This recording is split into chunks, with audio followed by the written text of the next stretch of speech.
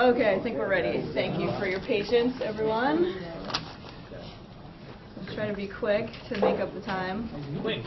Quick, yes. All right. So, friendly reminder of where we're at.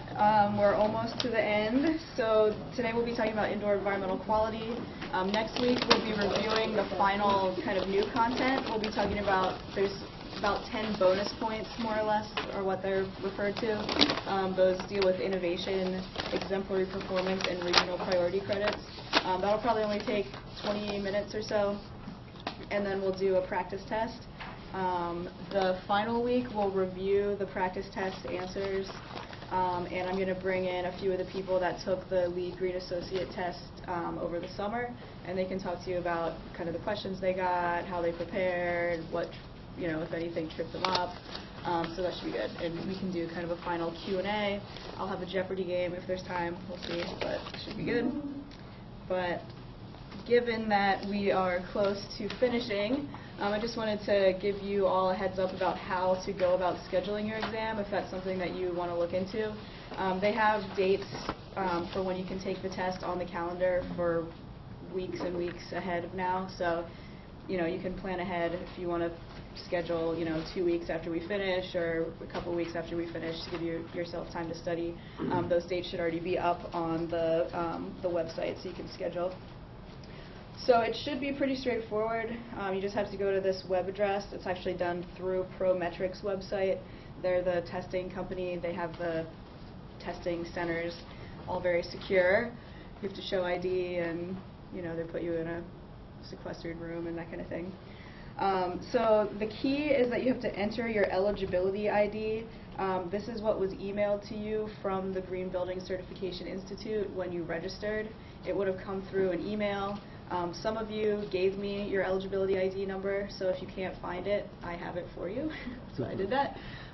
But just search through your email. It should be from GBCI info or something like that back when you registered. So just try to dig that up.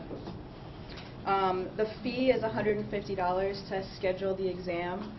I know in the past Michelle has been willing to schedule kind of with you so that you don't have to pay out of pocket. She'll just use AU's payment card or whatever. Or you can just submit for reimbursement to her and she'll reimburse you for the fee. And that's pretty much it. Once you're scheduled, you can manage everything through the site, and you're pretty much ready to roll after that. The closest one to where I live is on L Street downtown. I think it's at like L and 17th or something like that. I think there's another one in maybe Silver Spring. So they have testing sites all over the place, so you can hopefully find one that's convenient. Okay. So, switching gears, let's review from last week. Hopefully everyone has learned all this material inside and out. Okay, so what constitutes a regional material? Anyone remember? 500 miles? Yes, but it was what within 500 miles? It's pretty specific. Extracted, made, harvested. Right, extracted, harvested or recovered and manufactured.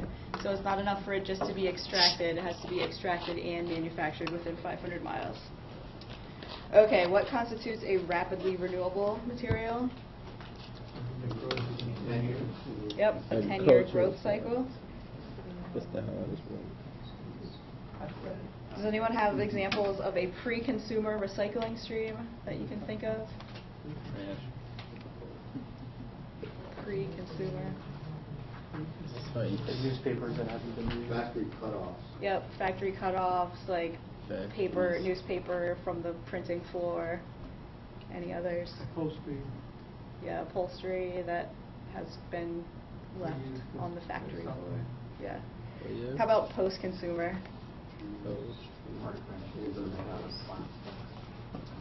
Yep, plastic Paper bottles. Yeah, I guess that would be post-consumer if it's composted. Used cotton. Yep. Yeah, so anything that someone has used. Good. Sounds like you guys are clear on that. Okay, what kind of material requires a chain of custody documentation? Does anyone remember this CFC one? wood. FSC, yeah, Forest Stewardship Council certified wood. So remember, this was, you have to document, you know, that the trees came from a sustainably managed forest, who got it next in the line, whatever. So that's what the chain of custody means. Why would it only be for wood and not for other properties? I don't know. I think it's just because it's part of the Forest Stewardship Council's requirements. Yeah. Okay, what 2 criteria count for sustainable electronics purchases? Energy Star. Energy Star is one. EPEAT. Does anyone know what EPEAT stands for?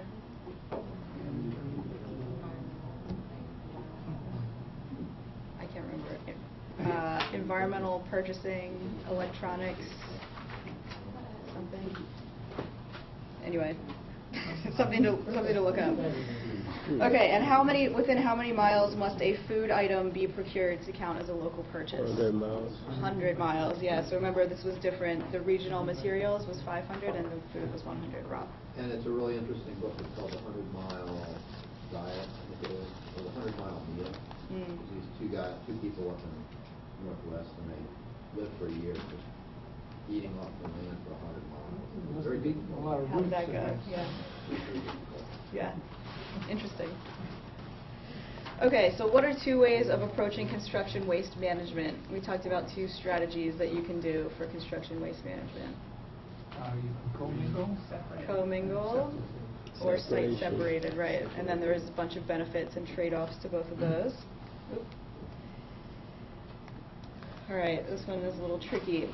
Besides tracking the diversion rate of the ongoing consumable waste stream, for what item does MR Credit One require that a recycling program with a target of diverting at least 80% be in place? Poorly worded, maybe, but. Batteries. Well, I'm cheating. It says batteries. Yes, batteries. Yeah, so the ongoing consumable stream, you know, is anything you kind of routinely throw away, and they specifically call out batteries that you have to have as part of your plan. A target of diverting at least 80% of all batteries. So that's just a little tricky thing there. Okay, and then in new buildings, what materials must have dedicated recycling storage bins? Metals, paper, plastic. 2 more. Cardboard. Glass and cardboard, yes. Yeah, so again, pretty much the typical things that you would sort for as far as recycling. For new buildings, it's required that you have dedicated recycling storage bins for those. Okay, so we'll get into indoor environmental quality. Take note that the title of the section is Indoor Environmental Quality. It's not Indoor Air Quality. Indoor air quality is a kind of section within this, but it also deals with things like thermal comfort and green cleaning and that sort of thing. So just a point to note there. And so this is the category that has the largest focus on human health and well-being. Americans apparently spend about 90% of their time indoors, and a lot of times I've read that, it's kind of sad, but I've heard kind of it be tossed around that a lot of times indoor air quality can actually be more polluted than outdoor air. So, you know, kind of the combination of people spending a lot of time indoors, plus in, you know, breathing in things that are off-gassing or chemicals or whatever there may be, can lead to sickness, loss of productivity, that kind of thing.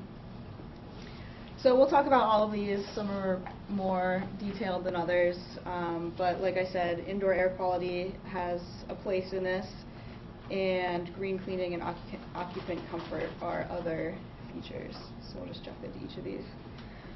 So I split these into construction indoor air quality and then ongoing indoor air quality. They're a little bit different, as we'll see. So for construction indoor air quality, basically the goal is just to contribute to the comfort and well-being of the occupants. So there's a lot of strategies here. We'll just touch on each of these briefly. So as always, LEED likes you to have an air quality management plan. So having dust control and good housekeeping, protection of pervious materials from moisture. So things like, I guess, drywall, fabrics, carpets. If they are exposed to moisture or insulation, it's possible that those could grow mold once they're installed into the building. So making sure that those are dry before you install them is a good practice. And capping ducts and mechanical systems. So when you're doing construction, all that dust and debris isn't blowing around the building. Protecting air that comes into the building. So Filters. when you're designing the building, you can design so you're not sucking outdoor air from a loading dock or a smoking pole or whatever else might be outside. And locating smoking areas away from building entrances. That's a hot topic of discussion on campus right now, I'm sure, as you all know. We'll talk a little bit about that. Designing for proper ventilation. So considering the number of occupants in each space and the activities they'll be engaged in. Basically, the number of people in the space will affect how much ventilation you need to get in there, how much air you're cycling through. Using filters with high MERV ratings. Does anyone know what MERV is or stands for? Minimum efficiency. I forgot that. Minimum. Let's see. Air. Minimum efficient rating volume. Minimum air volume. MERV stands for Minimum Efficiency Reporting Value. Reporting value. And so it rates the effectiveness of air filters. So a lower number MERV rating is, you can think of it kind of like has bigger holes in it, so air can pass more freely through it, but it's not trapping as much of the dust and particles. A higher MERV rating, 16 is the highest MERV rating. So think about that as having little tiny holes. So it is effective at trapping all that debris and particles, but it's harder to get air through it. So you said 16 captures the most dust particles, right, whatever. yep. Okay. Yep, and LEED has specific MERV ratings that they want you to achieve for points, so we'll talk about those. We talked about protecting air quality during construction, conducting a flush out. So before people actually occupy the building, you can earn points in LEED by thoroughly pushing air through your building and making sure that all the contaminants and whatever else might be in there is pushed out of the building before people are in there. And then the last one, which I always thought was kind of an odd one, but it makes sense, is installing entryway grates or mats. So the intent here is just that people can use these walk-off mats to wipe their shoes on so they're not dragging whatever they might have on their shoes into the building, which is actually an indoor air quality strategy. Okay, so there's lots of points here. I'm pretty sure all of the credits in indoor environmental quality are worth 1 point, at least in existing buildings. So there are a lot of credits, but as a whole, the section isn't as valuable as, say, the energy and atmosphere section. There's just a lot of things to cover. So there are several prerequisites. The first is minimum indoor air quality performance. And basically, you have to meet ASHRAE 62.1 or the applicable local code, whichever is more stringent. So here's another fun reference standard. I think we already talked about ASHRAE 90.1, which governs, does anyone remember what that sets targets for? Minimum efficiency requirements? Yep, energy efficiency for new buildings. So here we have ASHRAE 62.1, which sets minimum indoor air quality performance requirements. And we'll talk about all the ASHRAE standards kind of near the end, just to give you a refresher. So going along with that is you can earn additional points, so you have to meet a minimum level of ventilation, basically. That's the ASHRAE 62.1. You have to meet the minimum level. That's a prerequisite. Then there's IEQ Credit 2, which is increased ventilation. So if you increase the ventilation in your space 30% above the minimum, you can earn points for that. Another prerequisite is environmental tobacco smoke control, ETS. I've never seen that, what do you call it, ETS? What is that, an acronym? I had never seen that before, but it's possible that you could see ETS without it being spelled out. That's environmental tobacco smoke. So a prerequisite here is that you have to prohibit smoking within the building and on the property within 25 feet of all outdoor air intakes, doors, windows, vents, and that sort of thing. There is some leeway for projects to have smoking rooms. There's specific kind of negative pressure you have to achieve. And it gets kind of complicated. I think most people nowadays probably just prohibit smoking. But you can see how with us trying to certify 25 existing buildings, there's almost no space for someone to smoke that's 25 feet away from all of the outdoor air intakes.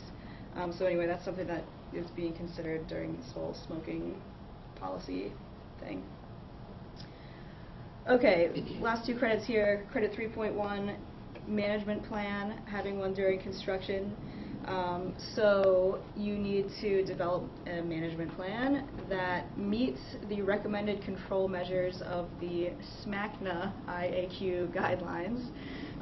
That is the Sheet Metal and Air Conditioning Contractors National Association. If that helps you remember that SMACNA is related to indoor air quality guidelines for new construction.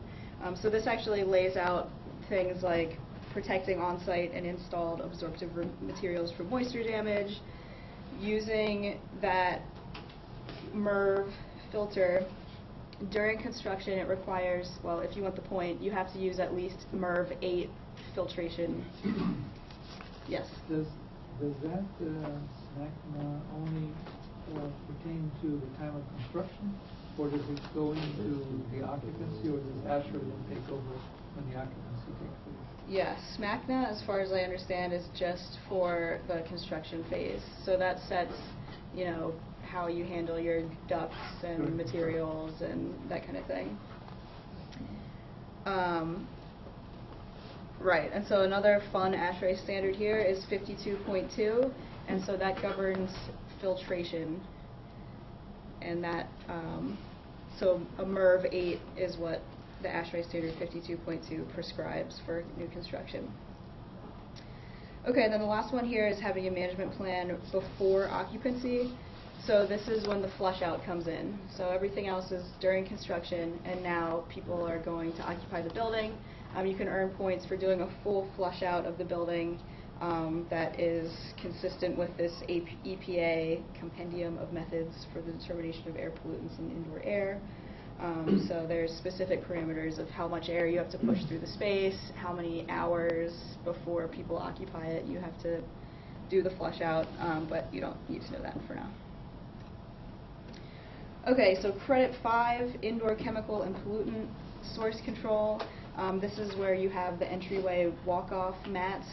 The requirement is that they have to be at least 10 feet long in the primary direction of travel. So, you know, you can think about entering a door. If you have a walk-off mat, a permanently installed entryway gate or walk-off mat that's 10 feet long, you're good.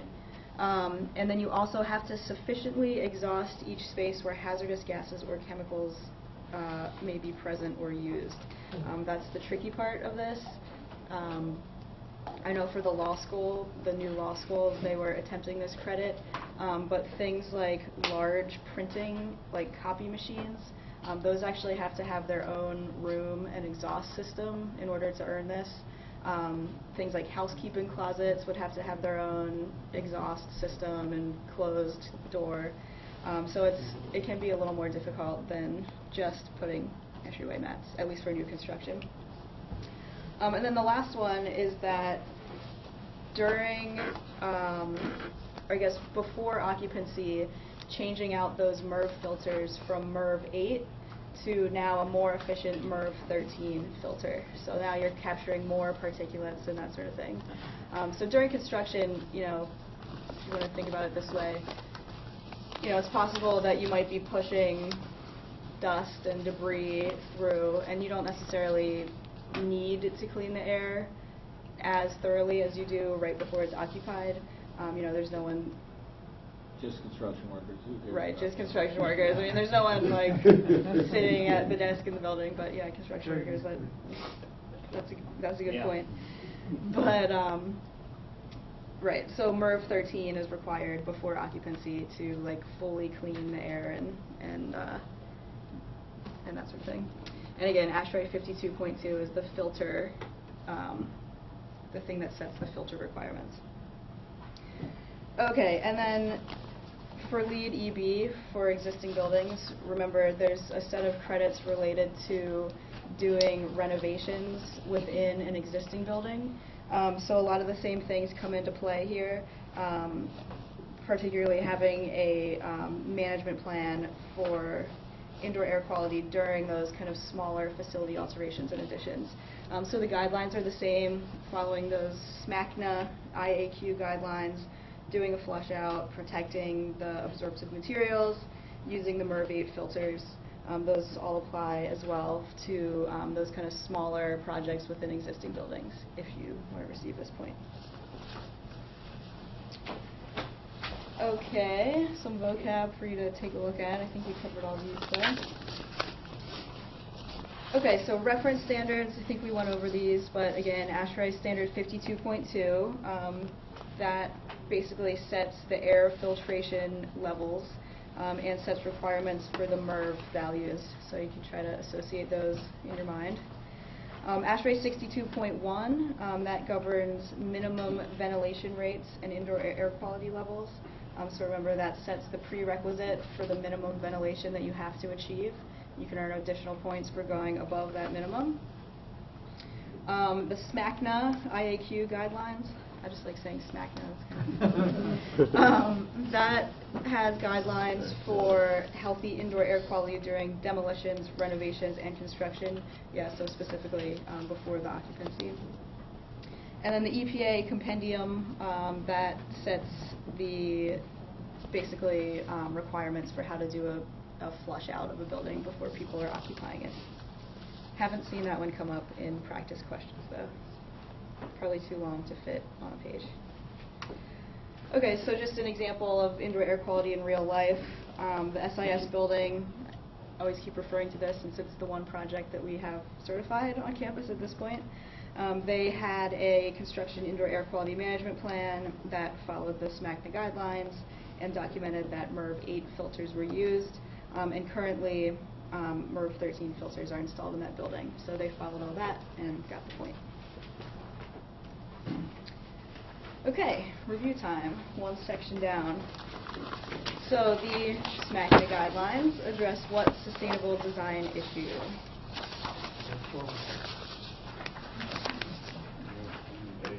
Definitive. All right, I like that. Air quality. No. Okay, so in addition to prohibiting smoking within the building, where is it also important to prohibit smoking to reduce occupant exposure to airborne chemicals?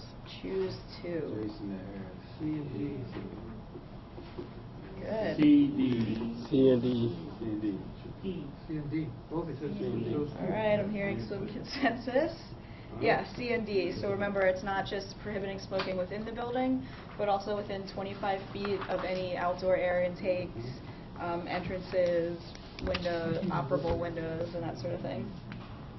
So is there anything about state laws regarding smoking and where you can do it in front of buildings? I just heard that states have now, and counties are starting to sort of get on board with that. Interesting. I don't know if it's true. That would be good for meeting the prerequisite. Yeah, Because it but- would already be a law. DC already has a law of 50 feet.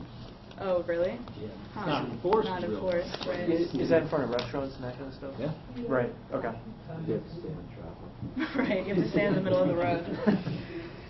Okay, so for ongoing indoor air quality, the goal is the same. Just enhancing indoor air quality for occupant comfort and well-being. However, it can take work, as I'm sure all of you that work in facilities can vouch for. So the strategies here: ensuring adequate ventilation. Remember, this is ongoing operations, so you just want to make sure that in an ongoing manner, your ventilation systems can supply enough outdoor air for the occupants. I don't know, what is the downfall if you don't have good ventilation? Does anyone know? Sick building. Sick building syndrome. Yeah, do you want to talk about that a little bit, or what that means for the group? What it means? Or what it is, yeah. Well, basically, you have a lot of complaints from people that they have headaches, get tired. The incidence of colds or those things go up, and it's just the tendency throughout, you know, whether it's something. Sometimes one group picks it up, but then it continues to go through. So you have to find out actually where the problem might be. Yeah. It doesn't necessarily have to be the entire building. Right, so just things that result from people breathing, you know, highly CO2 concentrated air that can be fatigue. In new buildings, for instance, if you don't off-gas long enough, you might have that problem. With all the new materials on the inside, can off-gas and cause problems. Yeah. Yeah, thanks.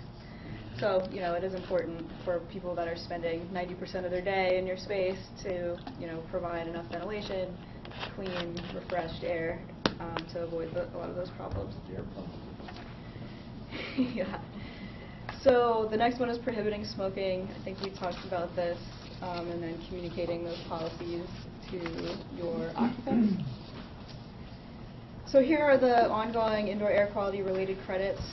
Again, there's a prerequisite. Prereq 1 for indoor air quality is meeting the ASHRAE 62.1 standard.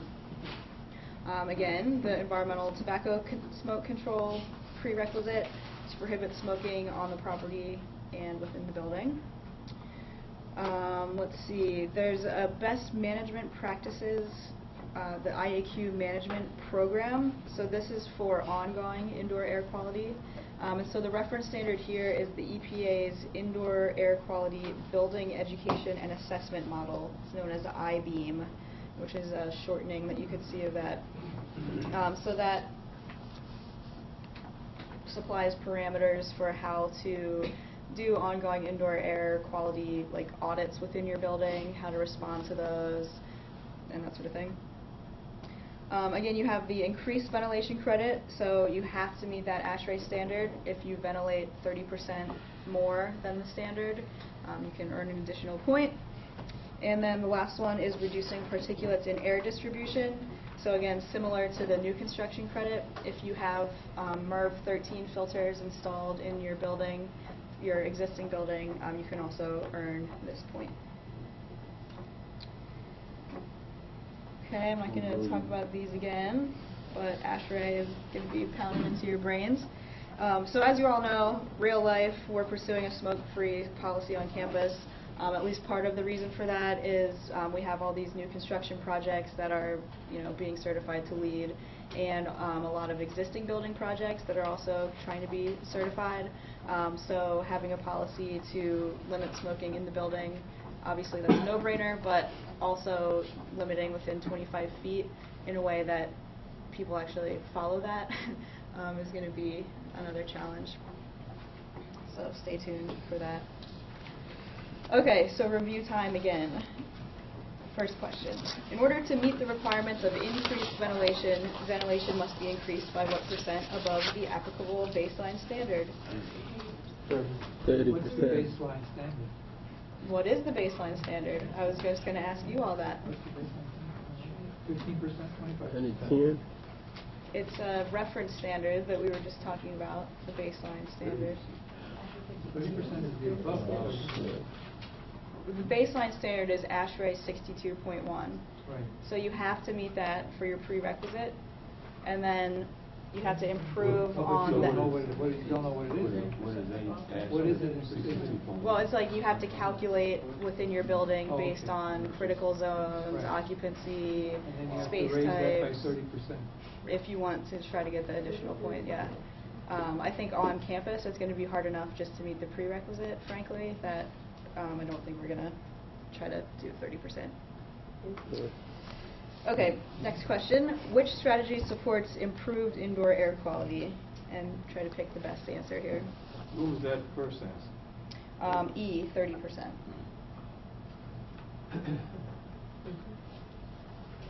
It's just designed to deliver outside ample air. I would say F. No one wants to speak. correct. The answer is F. So this is a tricky one here. Let's see. It's not Eliminating tricky. refrigerants with ozone depleting potential, that's an atmosphere issue, that's not an indoor air quality issue. Avoiding the use of products with high carbon dioxide concentrations. I don't believe products have high carbon dioxide concentrations. That would be in the air, but not in products. Well, you produce it. Right, people produce it, but can't avoid the use of those products. Using filters with low MERV ratings. So this is the tricky one. So remember, a low MERV rating is actually lets a lot of particulates through. So you want a higher MERV rating to improve indoor air quality. So that's a one you have to read closely there. Recycled content, obviously that has no basis on air quality. Advanced framing techniques, again, that's the materials and resources that helps you reduce the amount of wood you might need. So F is really the only answer that makes sense there. Yeah. It's an easy one because what do you do in a room and it's stuffy? Open the window. There you go. Fresh air. Open the window. Only it were that easy, I guess. I mean, That's because it goes on, this thing goes on human, what do you call it, human comfort. right, So, right. The even most though the air comfortable might be worse thing. outside, but people don't open Yeah. up for that much. That's true. Okay, so we're moving right along here. The next section is selecting low-emitting materials. And so the intent is to reduce the quantity of indoor air contaminants that are odorous, irritating, or harmful. So does anyone know what this is going to address? We've talked about this a couple times, but what kind of compounds? What? Yeah, VOCs. Yep, so this really gets at reducing those volatile organic compounds within your building.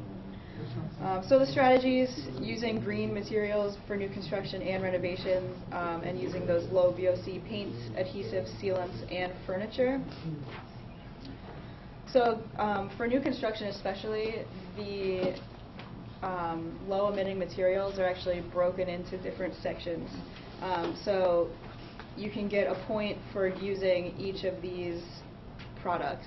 So low VOC adhesives and sealants, low VOC paints and coatings, low VOC floor systems, and then formaldehyde-free wood products and agri-fiber products. I hate to break it to you that there's a lot of reference standards here, as you can see in the orange. So those are going to have to be things that you have to remember. I think I have a slide here. Yeah, so the simple thing is just that you have to have low VOC of all of those products. That's easy to remember. What's harder to remember is actually the standards that kind of govern each of those products. So there's a bunch here. We can run through these. So the South Coast Air Quality Management District, I don't know, I can't pronounce that acronym, unfortunately. The SMACNA rule. Yeah, it's not as fun as SMACNA. Rule number 1168. So that sets VOC limits for adhesive, sealants, and sealant primers. I think we talked about GS Standard 11 with the 2 paint strokes.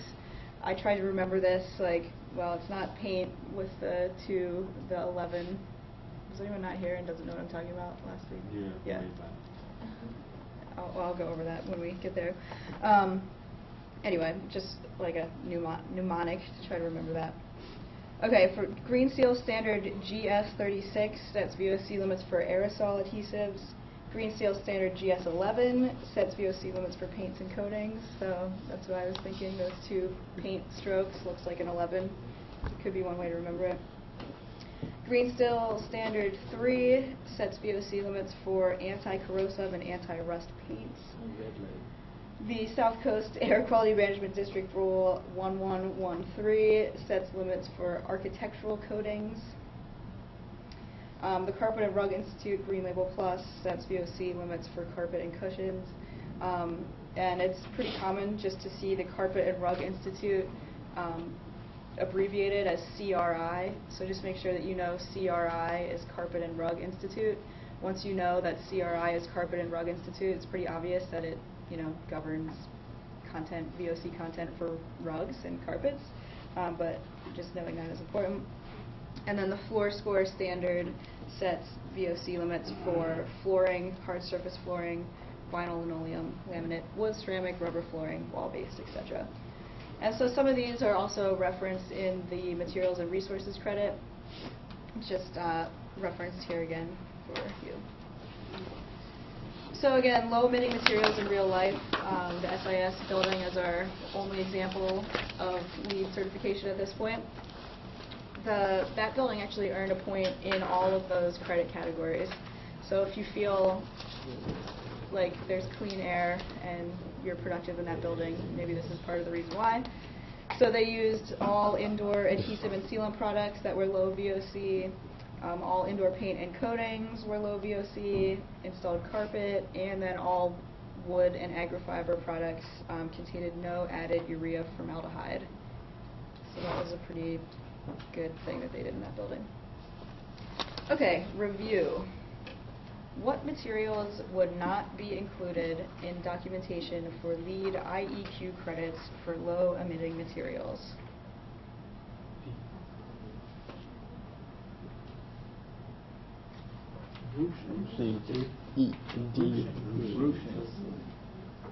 D. Yeah, the answer is D. Roof shingles are not part of your indoor surface at all, so they don't contribute positively or negatively to indoor air quality.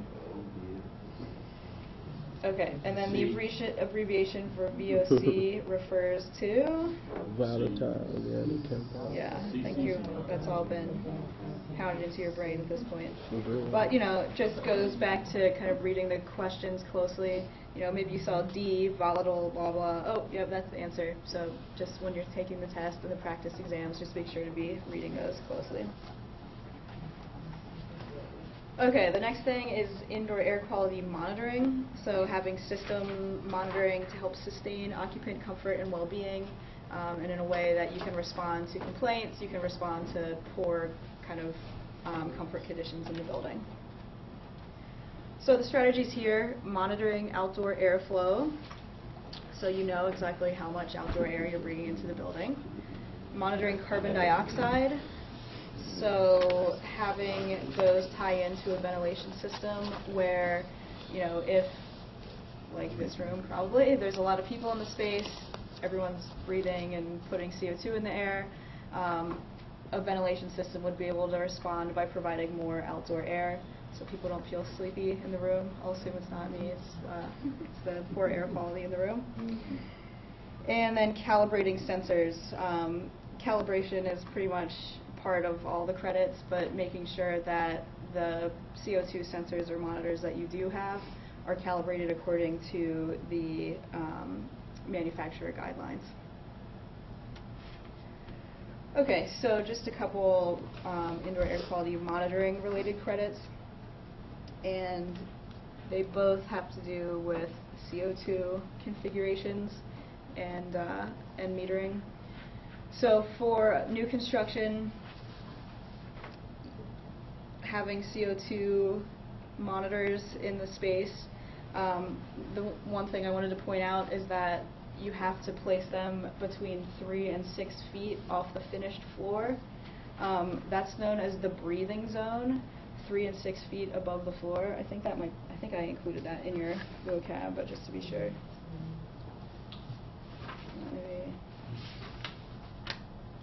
Maybe I didn't. Anyway, between 3 and 6 feet off the floor is the breathing zone. Like, that's where people stand, sit, breathe. And so that's where you want to monitor the CO2. It doesn't really help you manage anything if the CO2 meter's on the ceiling. No one's up there, no one's breathing the air up there. So that's where you need to locate the monitors. For existing buildings, you need to, let's see, install monitoring systems that provide feedback on ventilation system performance to make sure that your ventilation systems maintain minimum outdoor airflow rates under all operating conditions. So to comply with that prerequisite we talked about, that minimum ventilation level, you really only have to test for that once. You test at the air handler unit to make sure that what your air handler is supplying meets the baseline that you calculated as far as the minimum ventilation level that you need. This takes it a step further and says that you have to have a system that continuously monitors that ventilation to make sure that you're always supplying that minimum or 30% better ventilation level. So that's the first part of it. And in densely occupied spaces, you have to have additionally a CO2 sensor in that breathing zone between 3 and 6 feet from the floor that generates an alarm if CO2 rises more than 15% above that rate required in ASHRAE 62.1. So this is a pretty difficult one. Not only are you having to have monitors to respond and increase ventilation as needed, but also having CO2 monitors in those densely occupied spaces. And if you're curious what a densely occupied space is,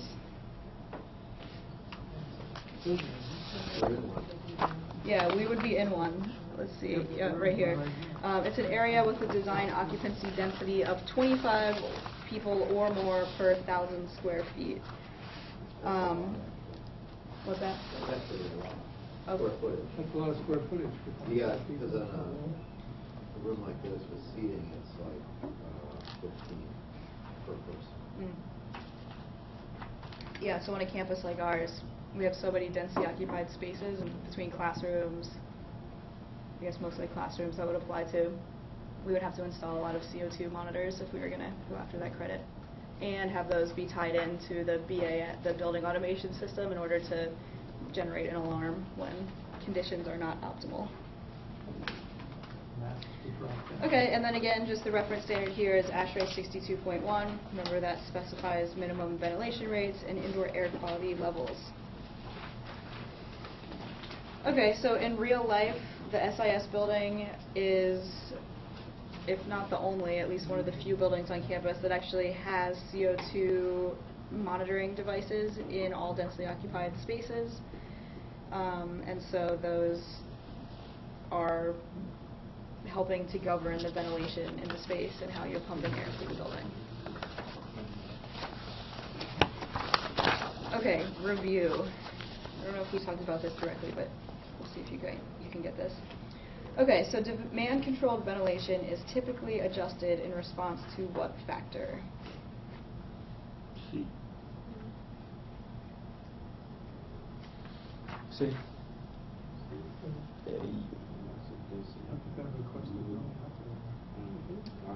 Yes, the answer here is C. So demand in this case is not like an occupant requesting you to change the set points in that area. Thankfully, LEED doesn't want you to respond to those. It means that you have a demand where the air conditions aren't optimal. So you have a high level of CO2, or your ventilation rate has slipped below what the minimum is, or something like that. So that's what they mean by demand controlled, in the sense that it's responding to the conditions in the space. Okay, so green cleaning. This is another good one that we do well on campus. So this seeks to reduce the exposure of building occupants and maintenance personnel to potentially hazardous chemical, biological, and particulate contaminants that would be found in cleaning products that can adversely affect air quality, human health, building finishes, building systems, and the environment. So a bunch of strategies here. As always, developing and implementing a green cleaning policy. So there's a bunch of standards that this policy would like you to set. So having using green seal products. Well, we'll go over all those. They're not listed here. Conducting a custodial effectiveness assessment. So actually going through the buildings to see how well they're being cleaned, to what level they're being cleaned. We'll talk about, there's actually a specific reference standard for this again that sets how you do a custodial effectiveness assessment. Here again, employing the permanent entryway systems. So that can be a cleaning issue for if you have those, walk-off mats or grates. The idea is that people are getting rid of those dirt, dust, and potentially you'll have to clean the floors less and that sort of thing. And then using integrated pest management. It's not necessarily kind of a housekeeping, green cleaning thing, but that's kind of where it fit here. So integrated pest management is a program of non-chemical strategies, such as monitoring and baiting pests before you just try to poison them with hazardous chemicals and other potentially toxic contaminants. Okay, so lots of related credits here, and sorry if this is small on the screen or in your packet. Okay, so the first one is having a high-performance cleaning program. So this is where there's kind of a lot that you have to do for this program. So it addresses staffing, training maintenance personnel in the hazards and use of the products that they're using, correctly disposing or recycling the cleaning chemicals, use of chemical concentrates where appropriate to minimize chemical use, so diluting your chemicals in the proper way with enough water to make sure that they're not stronger than they need to be, or that kind of thing. Do these have to be reported over a 12-month period then? These standards are being kept? I mean, with a program like this, it's really just a one-time thing showing that we have a program. But you might not be doing it. Well, some of the other credits get to that. So, you know, credit 3.3, you then report on the products that you're purchasing in an ongoing fashion to make sure that you're, you know, following that. But yeah, for things like the policies and programs, it's really just showing that you have some kind of official document, and then that's kind of the end of it. Let's see what else. Using sustainable cleaning materials and cleaning equipment. So there's a lot under the high performance cleaning program that you need to accomplish. Okay, so the next one is the custodial effectiveness assessment. You need to score a 3 or less on an audit in accordance with the APA Leadership in Educational Facilities Custodial Staffing Guidelines. That's the reference standard for this. So in this case, it's a scale of 1 to 5. And in this case, 1 is the best and 5 is the worst. So it's a little bit confusing, I find, that you have to score a 3 or less rather than a 3 or more. You have to score a 3 or less on your custodial assessment. Okay, credit 3.3, you can get a point if 30% of the total purchases of your cleaning products meet one of the sustainability criteria, which we'll talk about. There's a whole list of sustainability criteria that cleaning products could meet. The next one is rewarding you for having sustainable cleaning equipment, so things like vacuums, floor scrubbers, anything that you use inside the building. What's a sustainable vacuum? That's a good question. A lot of times it's just more ergonomic, quieter. It might be more energy efficient, but those are the main two. Having a lower decibel rating and being more ergonomic. What about the filters? That doesn't actually come into play in this, surprisingly. Yeah. It's just like the product itself is what's covered. The HEPA filters don't count on a vacuum cleaner? Nope. As far as the air just back into it? That's strange. Yeah, no, they don't. Well, so the other reference standard for vacuum cleaners is this CRI, the Carpet and Rug Institute Green Label Testing Program. I don't know what all that covers. Like, that may cover the filtration and the energy efficiency of the vacuum. I'm just not sure, but it's possible. Okay. So credit 3.5, we talked about this a lot, is having those permanent entryway systems have to be at least 10 feet long. And then the last one is integrated pest management. So having a plan and implementing that plan so that you are protecting human health and the surrounding environment by not using toxic materials, by using sort of either not toxic or least toxic options for controlling the pests in the building.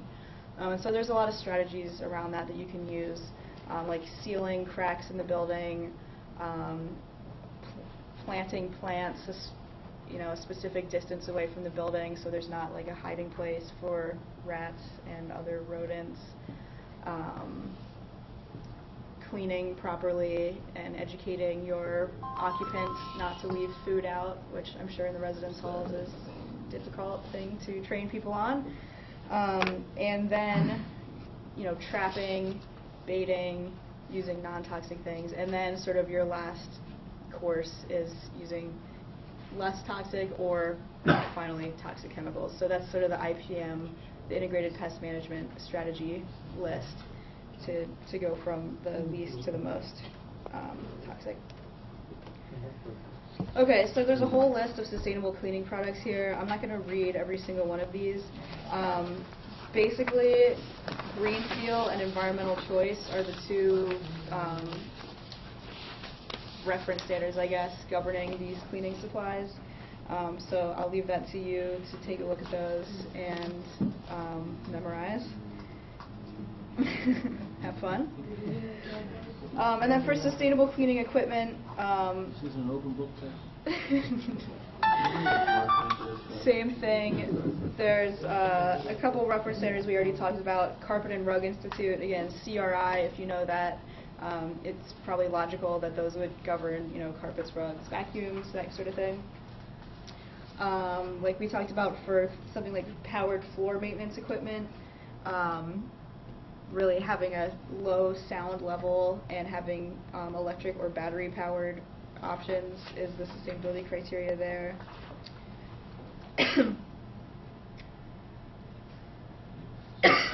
Sorry. So I'll let you read those also. Sorry. Oil pollutants are getting bad. Oh, I know. It's that increased ventilation when you need it. All right. Okay, and then the one reference standard was that APA leadership in educational facilities, custodial staffing guidelines. Remember, that sets the audit levels for your custodial audit assessments. So 1 is best, 5 is the worst, and it sets the guidelines for exactly how you have to do that audit, which rooms you have to sample, the frequency, and that kind of thing. Okay, so in real life, Aramark does a pretty good job here on campus of limiting those toxic cleaning chemicals. One pretty cool thing I think that they did is they actually use what's called this Orbio system. It's ionized water instead of cleaning chemicals for general cleaning. And so the idea here is that the water has a charge on it, and so when you spray it, it kind of clings to the dust particles or dirt particles and picks that up. And I believe it's also, kills germs because this slight electric field kills germs, I guess. It's supposed to kill germs, but you got to do it fast enough, otherwise if you wait too long, you lose it. Yeah. So anyway, we're using water. It's helping to reduce some of these chemicals that people are coming into contact with. Okay, review. This is kind of a tough one. We sort of buzzed through this quickly. So which item is not a necessary part of staff training as it relates to a high-performance cleaning program? Choose 2. D. D and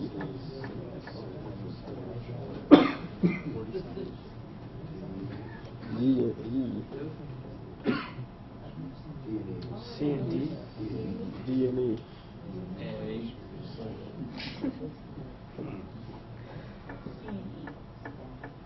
Okay, I'm hearing split verdicts here. So the answer here is D and E. So I guess one way to think about it is, you want to be training your staff on kind of the potential hazards in what they're doing. So, the cleaning chemicals that they're using, if there's, any hazards in those people should know.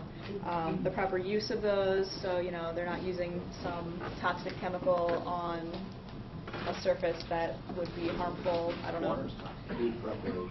Yeah, food preparation surfaces, that could be a bad thing. And then properly diluting those chemical concentrates. So again, you're reducing the toxic potentially toxic cleaning chemicals. But yeah, it's not real critical that people know how to install can liners effectively.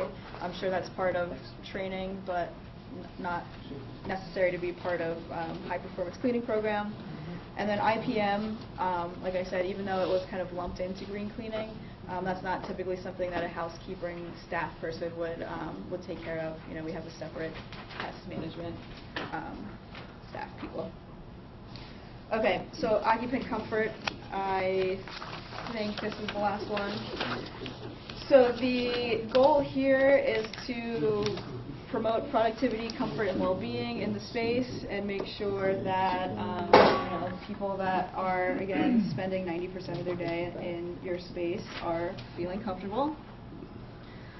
So the strategies here, using daylighting. There's been a lot of studies that show that daylighting helps improve productivity, like especially in schools. It's kind of a new strategy to help improve test performance, help reduce absences, and that sort of thing.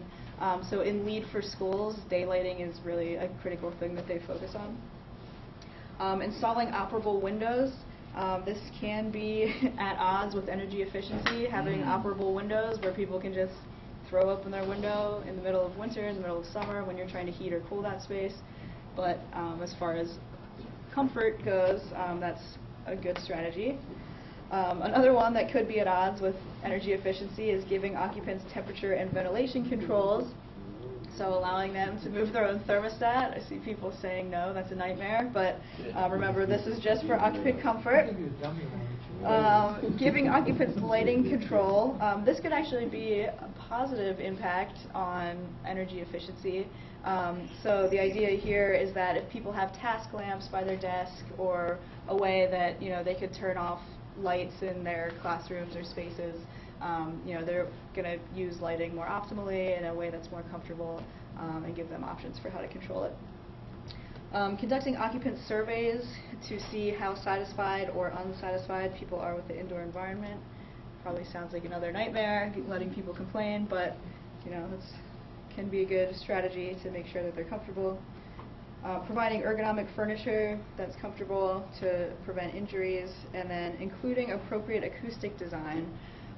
So this, interestingly, is actually a prerequisite for school projects. It kind of goes back to, in order to learn, you have to have kind of the right sound environment that's quiet, that doesn't echo. So that's actually the only LEED system that recognizes acoustical design as a strategy, as LEED for schools. Okay, so comfort-related credits.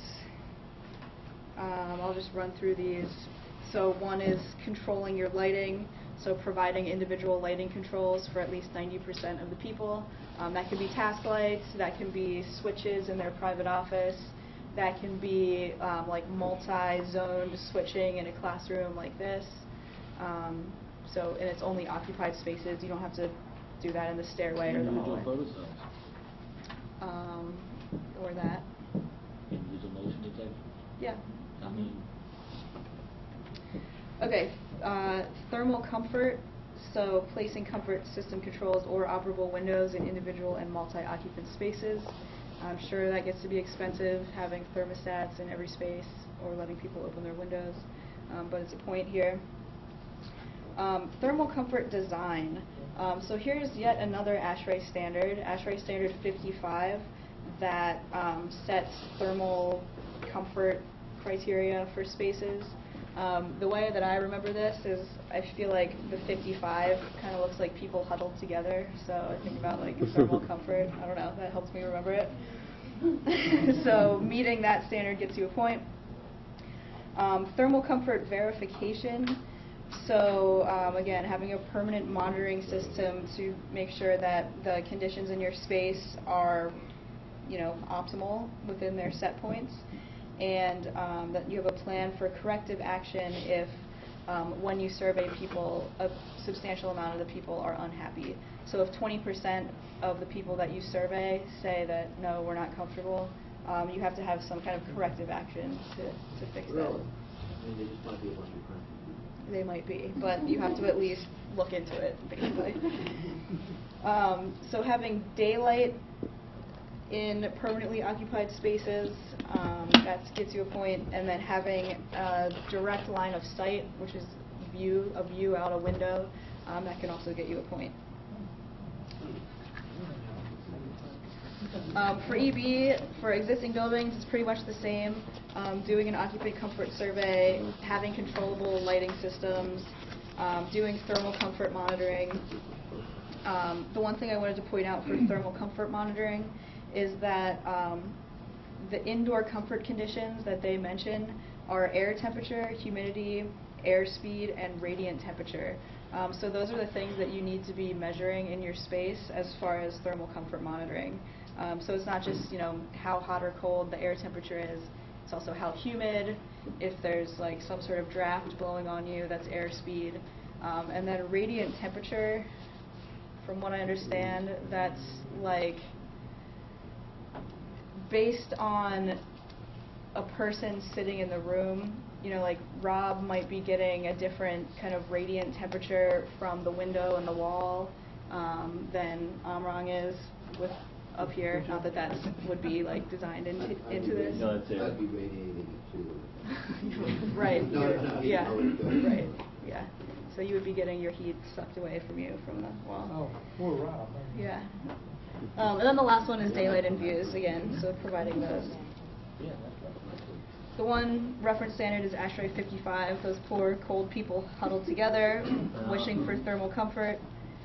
Okay, and then this is it, just quick review. Let me just talk about this. So thermal comfort is typically attributed to what environmental factors? Speed. Correct.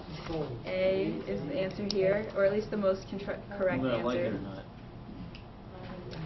Okay, the next one. A school project in pre-design would like to incorporate building strategies to maximize student learning. Which strategies should be considered to achieve this goal? Choose two. B. B is one of them.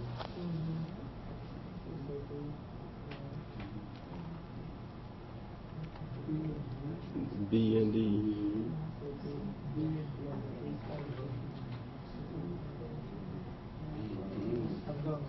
Yeah, so the answer here is B and D. So A is definitely a good thermal comfort strategy, but that doesn't necessarily have any effect on student learning. That would be in offices in this case, so that doesn't help students. And then energy use, again, doesn't affect thermal comfort. Okay, and then an operable window is considered what type of control when you talk about these comfort? Yeah. Suicide. B. Yes, the answer here is B. So you don't think of windows necessarily as like a technology, but in this case, it provides thermal comfort control.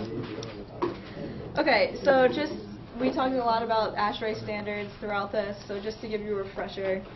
So ASHRAE standard 52.2, does anyone remember what that ASHRAE standard governs? Filtration. Yes, very good, air filtration. How about ASHRAE standard 55?